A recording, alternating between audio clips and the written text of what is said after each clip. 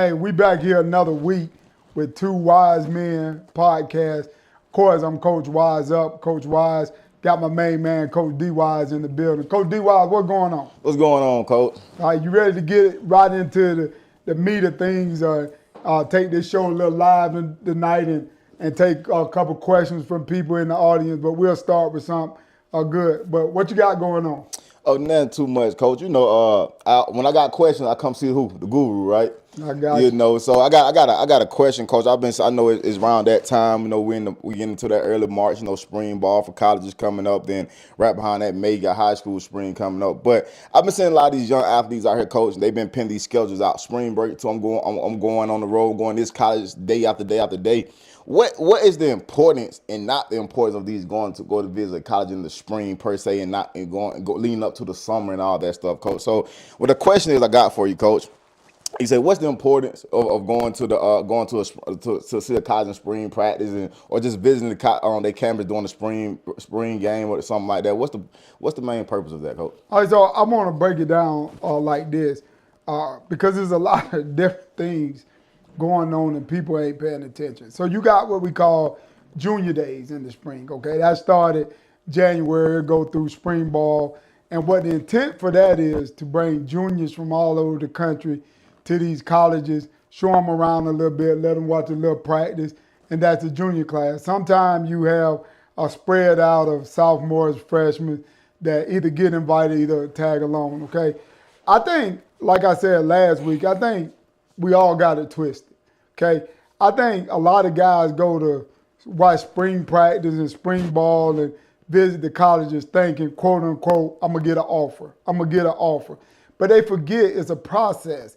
When you go to that, you wanna go take in everything you can take in, learn as much about that program, those coaches, watch how those coaches are coaching the players that they got, look at what those players look like, how they working, how they putting in the work, and think and take that back to say, okay, do I really fit in?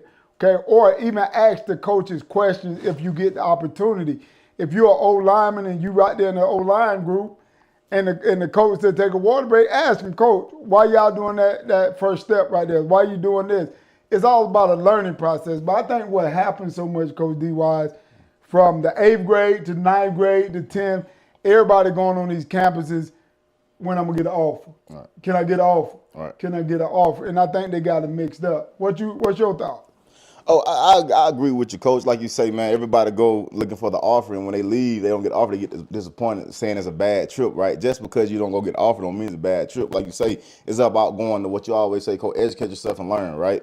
And that's the biggest thing. I think a lot of people, everybody want to go. We always say everybody want to go get rewards, but nobody want to go through the process. And I think that's a part of the process leading up to it. And even piggybacking off that, Coach. So, as an athlete, if I got a couple offers or if I got a couple interests, how do I cipher what schools I do go to on the road, Coach? Well, again, that's a great question. You know, like it was a young man that mentioned something to us the other week. I think he got 4 or 5 offers. And he said, Coach, I'm stacking offers, man. I'm trying to see, can I get 30? You're an idiot, bro.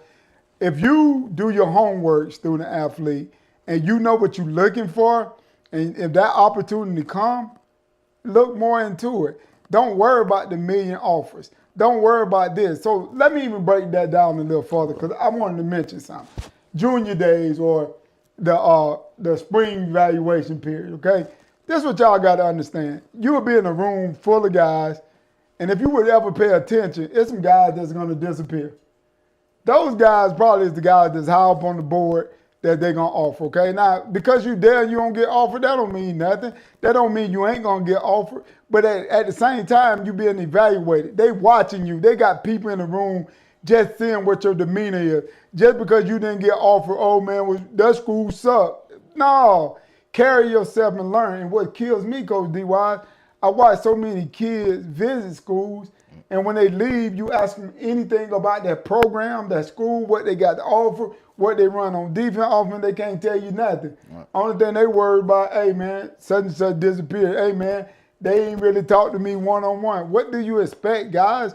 You gotta get the process, and then the reward will come. For some reason, I think people telling these young athletes the reward come first, and then you go do the process to get the reward. They got it backwards, Coach D.Y. Yeah, most definitely, coach. And I've been seeing a whole lot of, like I said, we deal with our young men that we got with the offers. We got the young men that going getting close to getting offers. And like you say, the most important thing you always see, oh, coach, man, I went to that school, man, they ain't showed me no love. What is love? Everybody want love, right, coach? So that's the biggest thing I've been seeing with these young athletes, man. Like you say, just get the work and everything else gonna come. But like you say, coach, even being on this road, being able to see these colleges, yeah, it's a great experience to go out there, right? To see those guys be able to compete at a high level. And so, like I said, taking in for what these young men do, because I done seen it all. They so worried about going there, taking a picture, going to get a glove from an athlete. They going to look for the stuff that don't even matter, coach. But Coach D.Y., let's slow it down a little bit, man. Because I hear everything you say and everybody saying about the athlete. The athlete doing this wrong.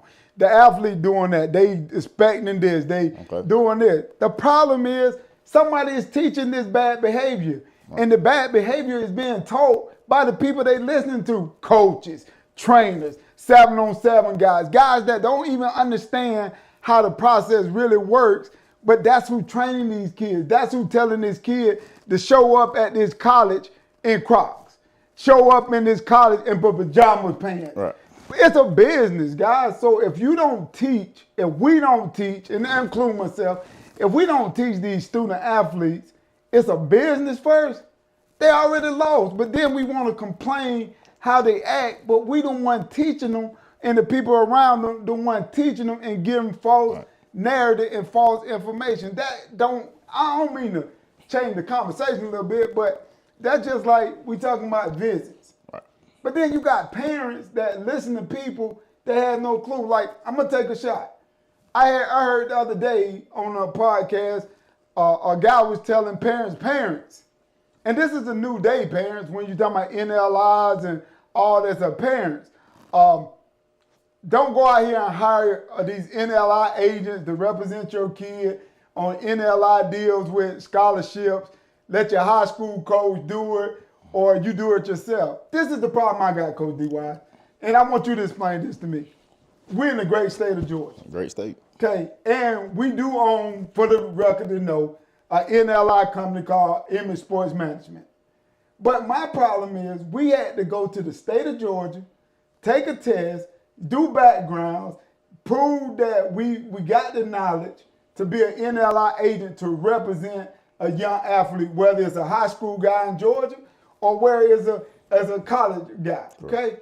So how can this person or these people tell these parents to do this when the state's saying you got to be licensed to do it? That's the kind of stuff that gets me, even when we talking about how to go to a spring practice or what makes a coach offer you. These the same people giving bad information, but guess what? Because we don't educate ourselves as a parent or a student athlete. We listen, and then when we fail, we want somebody to feel sorry. Coach D.Y., you got it, man. I just hit a nerve when I see stuff like that, man. Oh, nah, coach. That's why we ask you those questions, man, because you've been in the game with 15 plus years, coach. You done seen the game change from the early 2000s to the mid to now to the 2020s. Even the 90s. Right, even my bad, coach, or even the 90s. So you've been around, like I said, you got the knowledge. That's why I come to the studio and see you and be able to get this knowledge from you, because I want to make sure that these young men that I'm dealing with, I'm preaching the right knowledge to these guys. Because like I say, coach, end of the day, coach, we don't know it all. And like you always say, every year the game changes. And like I said, the game ain't what it used to be 5 years ago, what it is now. Shoot, the game ain't what it is 3 years ago, what it is now, coach. And, even I remember, coach, I'm going to go back on the story. Like I said, even going back to these campuses, I remember getting on them buses, them vans, and going around the country to these visits, to these spring practices, spring games, and deals. Like even last year, coach, I don't know, do you remember, I was down in Alabama, down there working with those guys for about 2 weeks, right? Right. And they had their first, it was Coach DeBoer first spring practice. It was a big deal, coach. And I seen it, they had about 300 athletes there. Okay, it was raining. All these athletes, they've been indoor facility. If you know anything about Alabama, the indoor facility, it's nice size, but it can't hold 300 people plus football, right? And so then I started seeing a group come in early. I'm like, okay. So it was like a group had to be here at 2 o'clock and the group had to be here. The guys that came in at 12 o'clock, coach, those was the guys that got the treatment. We took those guys to lunch. They got to meet the coaches one-on-one. They got to do the backs and got measurements, everything, got to spend time, go to meeting rooms. Then I seen another coach, I'm going to say 250 kids come in, just came and watch practice. So what is that a situation like that? Is it worth going to just watch a practice, coach, or what I'm going to look for? What should I be asking these colleges for when I do go make these visits? So I got a question for you first, Coach D-Wise, with the same thing. So you were a good guy with talent, and you remember faces, right? Correct. So you remember that first group that you said was there, and you probably, because you were doing some intern stuff with them, you was Correct. on the backside. So you heard the names that Correct. they talked about. Right. Now that second group that came in there, you saw those guys come in, but do you remember any of those guys' names that was in that group? Which you probably did. Right. But this is my point. Some of them guys that was in that second group, did they eventually get an offer from Alabama, or did they sign with Alabama, or because they wasn't in the first group, it was all over? That's the question I got, because I guarantee you it was somebody in the second group that elevated to the first group, because maybe somebody in the first group they didn't get. But if they were sitting back there crying, trying to figure out, because I wasn't here with the first group, they don't want me. Right. It's no science to it. Correct. They might not know enough about you to know anything about it. You might have had a monster season this year Right. that you didn't have last year.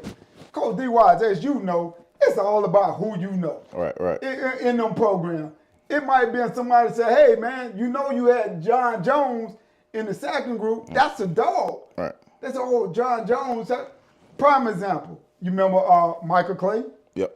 Michael Clay was a kid at Northside Warner Robin that had a couple offers. He had Rutgers, I think that's where he ended up going. Right. He had out of power. He got a power five at the end. And at the end, we got a phone. At first, we got a phone call to coach. We really don't like him. We ain't sure about him. And then as the time came, they were ready to pull the trigger, jumping on him and say, hey, man, what about this Michael Clay guy? But understand, Michael Clay was a kid that was probably in the second, third. Be honest with Michael Clay probably was a kid, wasn't even invited to. Correct. Okay, but what we teaching, I'm going to go back on this because I'm a harp. All the idiots that teaching these kids and their families and their parents and them all this wrong stuff, they won't hold themselves accountable for telling them wrong, because it was a kid or several kids that did get offers that may never was on that trip you talking about. But as they say, if you don't got Power 5 offers going into your senior year, you might well forget it and go to a smaller school. Man, what a bunch of crap. Right. It's always still a chance. We didn't seen it, but year after year, even the way you say with dealing with the portal, we didn't seen it last 3 years, coach. Them young men come into their senior years and get the film and explode. You know, coach, like I said, even signing day that just passed, signing day back in December. And so everything that you're saying, I've seen the proof in it, coach. You see what I'm saying? I want to change the subject a little bit, Coach D-Wise. Now, for years and years and years, we've been big football fans. Right. Tackle football, boys, getting in the grind, and seeing thousands of kids go on. It's something that's intriguing, as you know, to me, that I done invested in and we're investing in as a company that I want to talk more on, is that dang flag football for girls. Oh, man. Okay. That flag football for girls, yes, we are coming out with events, College ID Showcase, because if you didn't know, because you know I talk to my friends over at the NCAA once or twice a week, the NCAA just adopted, we knew it was coming, that girl flag football is an emerging sport for college. What do that mean? College is saying yes, and I'm talking about NCAA colleges now, saying yes, girl sports is real, and as it climbs, we're gonna adopt it officially, just like boys tackle, and it's gonna go fast. So I want to talk about girl football a little bit, okay? Because I'm so intrigued, because unlike the boys, man, these girls love the game for the pureness of the game and the love of the game that when I played in the 80s and the 90s, we loved the game. They ain't out here to get a check. They ain't out here for the fame. They ain't out here to take the photo shoot. They love the game.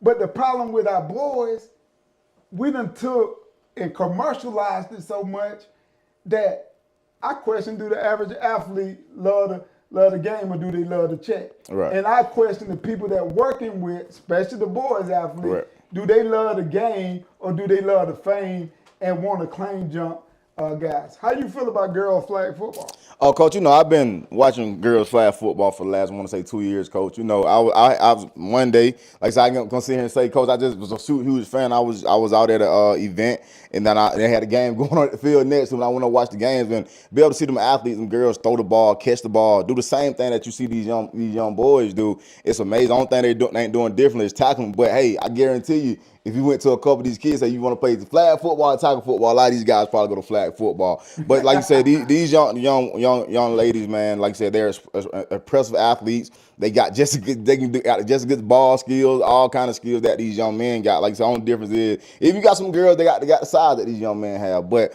like I said, coach, it's definitely an emerging sport. I love it. It's exciting to be able to watch a girl roll out and deliver the ball on point, just like you see the boys on Friday or Saturdays do. So it's an exciting thing to be able, like our son in basketball coach say earlier, it's a beautiful thing to be able to see these girls play the right way.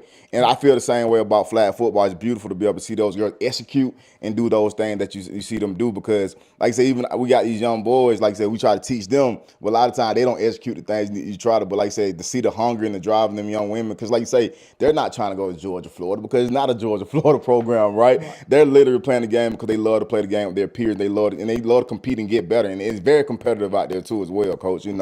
Well, I want to throw something quick out here to the young ladies that may be watching, or the mamas or the brothers, that young ladies. I want to say this. Next week, Coach D Wise, when we do the show, we're going to bring in a couple of high school girl flag football players and let them tell their story, how they really love the game. Number two thing I want to say is, yes, come March 22nd, I think it is, we'll be in Fayetteville, North Carolina, with a girl flag college ID showcase. For you young ladies that want to get a part of that, cool. I think we got Fayetteville, North Carolina coming, Greenville, North Carolina coming, Orlando, Florida coming, Birmingham, Alabama coming for you young ladies. And young ladies, next week, maybe I'll talk more about the recruiting process of girl flag football and where the money at and how you do different things on that level. Even, honestly, like here in the state of Georgia, high school girls athletes in a lot of deal, baby. Correct. It's all about that brand, and building that brand on that. So, Coach D.Y., what else you got on your mind, man? You done got me a little warmed up here. Coach, I like to talk about what was going on in season. During the season we talk football, off season we talk off season things. And, I always got no recruiting questions, Coach. I've been, like I said, seeing these young men and seeing these parents go through this, navigate this process every year. It's funny, like you say, you watch it early, and even the young men that we're dealing with right now, Coach, like you mentioned about the Power for all that good stuff, Coach. Like I said, we see young men every day. We got college coaches calling us every day. Matter of fact, I was out on the field yesterday, Coach, and college coach called me and said, "Hey, Coach, what is size?" So I took a picture and said, "Coach, man," because when coaches want to verify things, it's different ways you can verify different things, Coach. So just continue to get the grind, and like I said, off season, man. Like I said, like I want to tell these athletes, continue to get in shape, because that's the number one thing I'm seeing right now. For us to be in February. And a lot of these athletes, like you say, even you can go play 27-on-7 games a day, but you still got to be some shape. A lot of the guys think just because you're out here running routes or you just training with your trainer, you don't got to do conditioning and nothing like that. And so that's the biggest thing I've been seeing on this offseason. The guys not getting no shape, man. Everybody and this bad weight. And like you say, Coach, everybody chasing. I guess I'm going to say this, Coach. Everybody chasing a fictitious dream because they don't know what they're chasing. That's why I call it fictitious dream. Well, my thing is, this is where I use it now. Majority of the athletes do everything they should not be doing right now. And the stuff that they should be doing, they don't pay no attention to it. Because a lot of the stuff they should be doing don't come with fame and glory and me. It's the grind work right now. Correct. It's the grind work. But because we, and I keep saying we, because I got to be guilty, because half of these people that's teaching these parents and these kids, evidently they didn't get taught by the right people.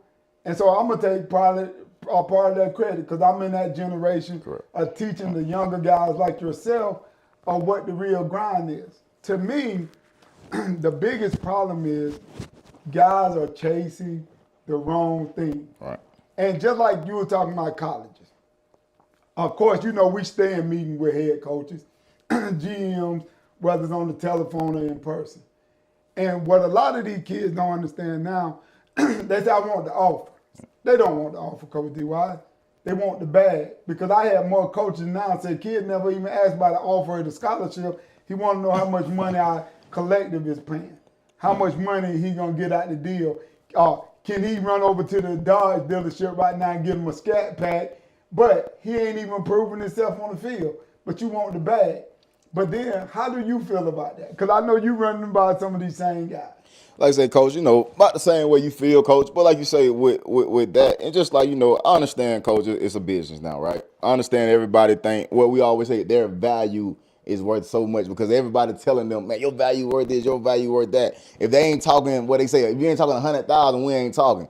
Man, like you say, Coach, I know, I don't know too much of change, but even when I came, Coach, a scholarship worth 100,000. You know what I'm saying, Coach? That scholarship is still worth millions. People tend to forget that these scholarships ain't worth millions no more, Coach. So Coach D-Wise, I want to come back. You used a word there that I like. It's value. Let me, parents that's listening, and anybody want to challenge this, please hit me up at Coach Wise Up on Twitter, Coach Wise Up on Instagram, and I'll be happy to have a private conversation with you, either a public conversation. Parents, let me explain something to y'all about the bag, or about the NLI, or about the collective. A kid coming out of high school got to be very, very careful. Even a kid coming out the portal got to be very careful. Because what these colleges are doing, they are setting your value. So for example, Coach D-Wise, what I mean, if you came to my school and my collective gave you $50,000 and you became a bust, and you didn't hit my field, and you didn't do the right thing, you think the next year I'm gonna give you another 50? Oh, you think next year I'm gonna give you 100? Right. You just set your value. You would never get that kind of money. But the first thing these colleges are gonna do though? These colleges are gonna do is say he didn't pan out. So Coach D-Wise, it'd be nice you hit the portal and just tell everybody you unhappy to hit the portal because you would never play here. Because we're going to get another guy, play the same position you play, and we're going to give him that extra money. But then the athlete and the parent, man, they did my son wrong. He just wanted a match, man. They didn't come through. No, because you set the price and set your kid's value so high that when they gave it to him and he couldn't meet that standard and that threshold, then he a bust. Correct. Okay, then he a bust, but then you want people to feel sorry for him. This is my advice to every high school kid. Especially. And I deal with the transfer portal kids too. Sit down with these colleges. Take the bare minimum. All of them on the Power 4 level going to give you some kind of collective money. Okay? Take the bare minimum that they give. Go out and bust your butt. Do what you got to do. Keep your nose clean. Have that monster season. And then walk back in the door after that season and say, now, let's renegotiate. That's how the pros do it. That's how you do it. Pros do a rookie minimum. Say, just give me a contract. And when they go put up big numbers, and you probably don't remember this, Coach D-Wise, because you probably a little young when Deion asked Jerry Jones. Jerry Jones said, you want $15 million signing bonus or $25 million signing bonus? He said, I want both. I want $35 million signing bonus. Because he had proved himself that he was a somebody to be reckoned with. But what these parents and these kids, they already signed mortgages, already went and bought cars, or want to go get notes on cars, want to get the bling bling, and then when they leave college, or they leave that first year, or they get hurt and they broke, then they want you to feel bad for them. Right. So that's just a word of advice from Coach Wise Up of the day that I would just like to share with out there. And as I say again, my word is bond. Right. Anybody can reach out to me personally on X, Coach Wise _up, or on Instagram. My Instagram handle, there go at the bottom, Coach _ Wise Up, and we can have a private conversation, or I'll bring them on the podcast, and we can have a one-on-one conversation, right. A friendly conversation, or what we preach. Coach D-Wise, anything else? I know we supposed to be shooting live, and I know I done ran my mouth. I don't know if we done missed any questions or anything like that, but anything that else we need to sort of touch on. I know you got the Next Level Classic. Oh, Okay. matter of fact, we got a big call. A lot of prospects coming up in about what, an hour or two. Got a lot of prospects coming in from the 27, 28 class, 29 class. Sorry, let me get that right. The 27 class is our junior class. Of course, we're going into year 7 with that group. Then our 28 and 29 group is our freshman sophomore. We're going to year 5 with that group. So we got some big calls. Hope, like I said, coach, got some big time kids coming on this Saturday night. Coach. What we always say, coach, you got to get them committed, right? And so, like I said, coming back in December for another year of the Classic, man, it's another great year. Like I said, Coach, we got a great 2027 group that we bringing back, but we also adding a couple of pieces to it because, like we always say, yeah, we got great guys in the family, but we're all going to add a couple more guys to our program. Like we say, looking for a couple more OKGs, our kind of guys, man. 28, 29. We got a great group of 28. We're looking for a couple more 28 guys and a lot more 29 guys because, like I said, that's the upcoming freshman class, and that's going to be a really good class here around the nation as well, Coach. Like I said, I know the goal this year, Coach, last year we did, 35 states. This year we're trying to up at least 36, 37 states, Coach. You see what I'm saying? Well, Coach D.Y., I want to match. I got a challenge for you. I'm going to throw something out here you didn't know. You've been doing a great job with the Next Level Classic. Plenty of talent coming out. You got that. We got them 35 different states. Here's my challenge.